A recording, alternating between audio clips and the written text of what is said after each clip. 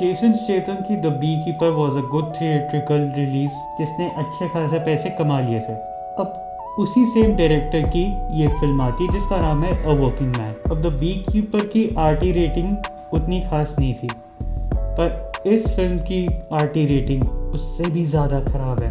पर उसके बावजूद भी मुझे बी कीपर पहली बारी में पसंद आ गई थी, दूसरी बारी में पर इस फिल्म की जो रेटिंग है अब इसे कौन बचा सकता है। Let's see. तो फिल्म की स्टोरी शुरू होती है लेवन के कैरेक्टर के साथ, प्लेड बाय जेसन स्टेथम, जो कि एक एक्स मिलिट्री ऑफिसर है एंड फिलहाल वो एक कंस्ट्रक्शन साइट पे काम कर रहा है जिसके मालिक और उसकी फैमिली के साथ वो काफ़ी फ्रेंडली होता है, खासकर उसकी बेटी के साथ जो किडनैप हो जाती है। अब लेवन उसे कैसे बचाता है। एक्टिंग की बात करूँ तो फिल्म के अंदर सिर्फ एक इंसान था जिसने एक्टिंग करी थी, दैट वाज डेविड हार्पर। मैं इसे उसकी स्क्रीन प्रेजेंस कहूँ या फिर उसका गेटअप ऐसा था, उसका रोल इतना अच्छा था, कुछ भी कहो, but he was the only person जो फिल्म में मुझे ढंग का लग रहा था। क्योंकि जेसन स्टेथम की फिल्म है और जेसन स्टेथम की फिल्में कैसी होती है वो आई थिंक सब जानते ही है, तो you can't expect acting from Jason Statham.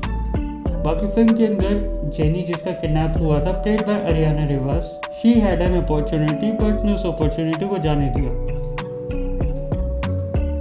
It's okay, ठीक है, इट्स अ चॉइस, हम क्या कर सकते। तो अब फिल्म की बात कर लेते हैं।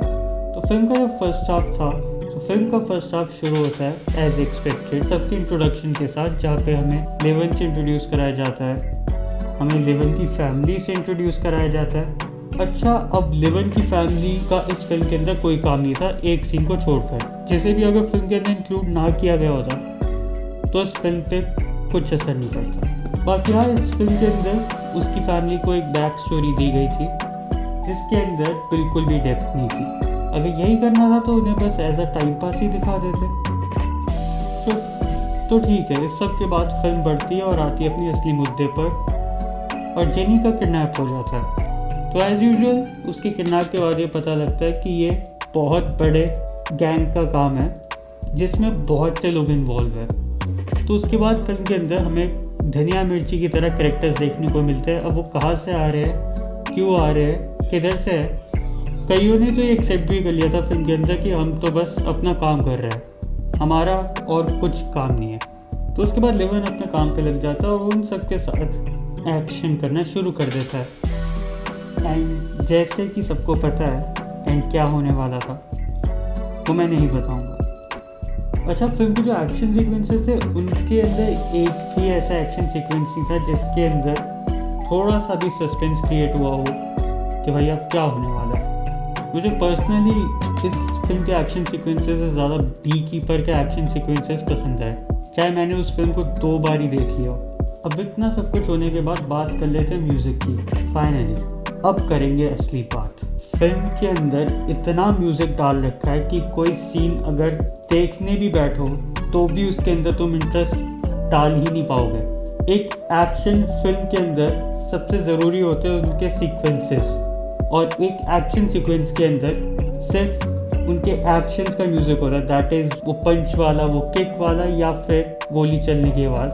पर इस फिल्म के अंदर बीजीएम्स रुक ही नहीं रहे थे, हर सीन के अंदर बीजीएम्स। अगर इस फिल्म के अंदर थोड़े बीजीएम्स कम होते it would have been a lot better. So at last मैं यही कह सकता हूँ, a working man is a good film. अगर आपको रात को नींद नहीं आ रही है तो लो वॉल्यूम पे करके देखना, आपका काम हो जाएगा। बाकी ये अगर आप जेसन स्टेथम के फ़ैन हैं, उसके एटीट्यूड के, उसके स्वैग के, उसके एक्शन के फ़ैन हैं, you can always go for it. अब देखो, मुझे पर्सनली जेसन स्टेथम का एक्शन और उसका एटीट्यूड पसंद है, तो मुझे इस फिल्म से उतनी परेशानी नहीं हुई। तो खैर, मैंने तो ये फिल्म देखी और मुझे कैसी लगी है मैंने तुम्हें बता दिया है। तुम्हें कैसी लगी do tell me in the comments.